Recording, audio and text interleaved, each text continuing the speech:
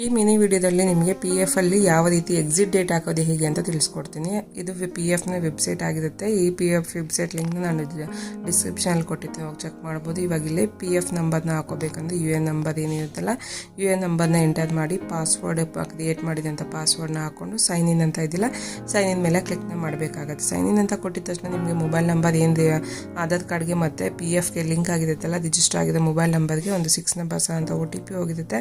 ಆ OTPನ ಇಲ್ಲಿ ಹಾಕೋಬೇಕಾಗುತ್ತೆ. ಹಾಕೊಂಡು ಸಬ್ಮಿಟ್ ಅಂತ ಇದಿಲ್ಲ, ಸಬ್ಮಿಟ್ ಮೇಲೆ ಕ್ಲಿಕ್ನ ಮಾಡಬೇಕಾಗುತ್ತೆ. PFನ ಪಾಸ್ವರ್ಡ್ ಯಾವ ರೀತಿ ಕ್ರಿಯೇಟ್ ಮಾಡೋದು ಅಂತ ಆಲ್ರೆಡಿ ನಿಮಗೆ ತಿಳಿಸ್ಕೊಟ್ಟಿದ್ದೀನಿ. ಆ ಲಿಂಕ್ನ ಡಿಸ್ಕ್ರಿಪ್ಷನ್ ಹಾಕಿರ್ತೀನಿ, ಹೋಗಿ ಚೆಕ್ ಮಾಡಿ.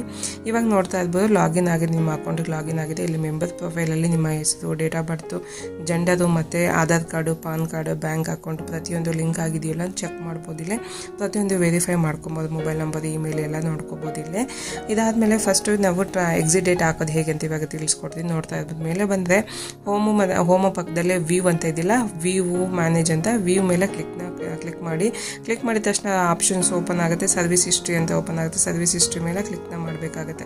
ಸರ್ವಿಸ್ ಹಿಸ್ಟ್ರಿ ಮೇಲೆ ಕ್ಲಿಕ್ ಮಾಡಿದ ತಕ್ಷಣ ನಿಮಗೆ ನೆಕ್ಸ್ಟ್ ಪೇಜ್ ಥರ ಓಪನ್ ಆಗುತ್ತೆ. ಇಲ್ಲಿ ಎಷ್ಟು ಸರ್ವಿಸ್ ಅಂದರೆ ಎಷ್ಟು ಕಂಪನಿಗಳಿದ್ದಾವೆ ಅಂತ ಶೋ ಆಗುತ್ತೆ. ಇಲ್ಲಿ ಯಾವ ಡೇಟ್ಗೆ ಅಂದರೆ ಎಕ್ಸಿಟ್ ಡೇಟ್ ಇಲ್ಲಿ ನೋಡ್ತಾ ಇರ್ಬೋದು, DOE ಅಂತ ಇದೆ, ಎಕ್ಸಿಟ್ ಡೇಟ್ ನಾಟ್ ಅವೈಲೇಬಲ್ ಅಂತ ಅಂದ್ಬಿಟ್ಟು ತೋರಿಸ್ತಾ ಇದೆ. DOE ನಾಟ್ ಅವೈಲೇಬಲ್ ಅಂತ ತೋರಿಸ್ತಾ ಇದೆ.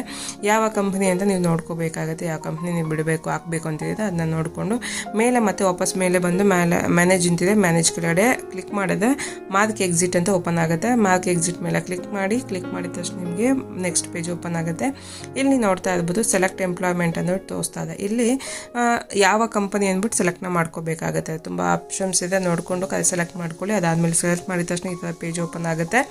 3 ತಿಂಗಳಾಗಿದೆ ಮಾತ್ರ ಓಪನ್ ಆಗುತ್ತೆ, ಇಲ್ಲಾಂದರೆ ಆಗಿರೋದಿಲ್ಲ. ಇಲ್ಲಿ ನೋಡ್ತಾ ಇರ್ಬೋದು ಸೆಲೆಕ್ಟ್ ಡೇಟ್ ಅಂತ ಇದೆ. ಇಲ್ಲಿ ಮಂತು ಮತ್ತು ಇಯರ್ ಇಲ್ಲಿ ಶೋ ಆಗ್ತಾ ಇದೆ. ಜಸ್ಟ್ ನೀವು ಯಾವ ಡೇಟ್ ಎಕ್ಸಿಟ್ ಡೇಟ್ ಆಗಿರಲ್ಲ ಆ ಡೇಟ್ ಮಾತ್ರ ಇಲ್ಲಿ ಸೆಲೆಕ್ಟ್ನ ಮಾಡ್ಕೋಬೇಕಾಗತ್ತೆ. ಫಸ್ಟ್ ಡೇಟ್ನ ಯಾವ ಡೇಟಿಗೆ ಬಿಟ್ಟಿದ್ದೀರಾ ಆ ಡೇಟ್ನ ಇಲ್ಲಿ ಸೆಲೆಕ್ಟ್ ಮಾಡ್ಕೋಬೇಕಾಗತ್ತೆ. ಅದಾದಮೇಲೆ ರೀಸೆಲೆಕ್ಟ್ ಡೇಟ್ ಅಂತ ಅಂದ್ಬಿಟ್ಟು ಪಕ್ಕದಲ್ಲೇ ಇನ್ನೊಂದು ಆಪ್ಷನ್ ಓಪನ್ ಆಗುತ್ತೆ. ಸೇಮ್ ಡೇಟ್ನ ಇಲ್ಲಿ ಸೆಲೆಕ್ಟ್ ಮಾಡ್ಕೋಬೇಕು. ಅದಾದಮೇಲೆ ರೀಸನ್ ಆಫ್ ದ ಎಕ್ಸಿಟ್ ಕೇಳುತ್ತೆ, ಇಲ್ಲಿ ಶಾರ್ಟ್ ಸರ್ವಿಸ್ ಅಂತ ಅಂದ್ಬಿಟ್ಟು ಸೆಲೆಕ್ಟ್ ಮಾಡ್ಕೊಳ್ಳಿ. ಅದಾದಮೇಲೆ ಚೆಕ್ ಬಾಕ್ಸ್ ಅಂತ ಕೇಳ್ತಿದ್ದಿಲ್ಲ ಕೆಳಗಡೆ, ಆ ಚೆಕ್ ಬಾಕ್ಸ್ ಮೇಲೆ ಕ್ಲಿಕ್ ಮಾಡಿ ರಿಕ್ವೆಸ್ಟ್ OTP ಅಂತ ಇದೆಯಲ್ಲ ಯೆಲ್ಲೋ ಕಲರ್, ಅದ್ರ ಮೇಲೆ ಕ್ಲಿಕ್ನ ಮಾಡಬೇಕಾಗತ್ತೆ. ಆಧಾರ್ ಕಾರ್ಡ್ಗೆ ಲಿಂಕ್ ಆಗಿದೆ ಅಂತ ಮೊಬೈಲ್ ನಂಬರ್ಗೆ OTP ಹೋಗಿದೆ, 6 ನಂಬರ್ಸ್ ಅಂತ OTP, ಆ OTPನ ಇಲ್ಲಿ ಹಾಕೋಬೇಕಾಗತ್ತೆ. ಟೈಮ್ ಓಡ್ತಾ ಇರುತ್ತೆ, ಆ ಟೈಮ್ ಒಳಗಡೆ ನೀವು 6 ನಂಬರ್ಸ್ ಅಂತ OTPನ ಇಲ್ಲಿ ಹಾಕೋಬೇಕಾಗುತ್ತೆ, ಎಂಟರ್ ಮಾಡಬೇಕಾಗುತ್ತೆ. ಅದಾದಮೇಲೆ ಚೆಕ್ ಬಾಕ್ಸ್ ನೋಡ್ತಾ ಇರೋದಲ್ಲ, ಚೆಕ್ ಬಾಕ್ಸ್ ಕೆಳಗಡೆ ಯಾವ ರೀಡ್ ಅಂತ ಆ ಚೆಕ್ ಬಾಕ್ಸ್ ಮೇಲೆ ಕ್ಲಿಕ್ ಮಾಡಿ ಸಬ್ಮಿಟ್ ಅಂತ ಕೆಳಗಡೆ ಸಬ್ಮಿಟ್ ಮೇಲೆ ಕ್ಲಿಕ್ ಮಾಡಿದ್ರೆ ಅಪ್ಡೇಟೆಡ್ ಅಂತ ತೋರಿಸ್ತಾ ಇದೆ. ಅಪ್ಡೇಟೆಡ್ ಅಂತ ಕೊಟ್ಟಿದ ತಕ್ಷಣ ಸಕ್ಸಸ್ಫುಲ್ ಆಗಿ ನೋಡ್ತಾ ಇರ್ಬೋದು ಎಕ್ಸಿಟ್ ಆಫ್ ಡೇಟು ಸಕ್ಸಸ್ಫುಲ್ ಆಗಿ ಆಗಿದೆ ಅಂತ ತೋರಿಸ್ತಾ ಇದೆ. ಓಕೆ ಅಂತ ಕೊಟ್ಟಿದ ತಕ್ಷಣ ನಿಮಗೆ ನೋಡ್ತಾ ಇರ್ಬೋದು ಇಲ್ಲಿ ಯಾವ ಕಂಪನಿ ಎಕ್ಸಿಟ್ ಹಾಕಿದೆ ಆ ಕಂಪನಿ ಡೀಟೇಲ್ ಇಲ್ಲಿ ನೋಡ್ತಾ ಇರ್ಬೋದು. ಇವಾಗ ವಾಪಸ್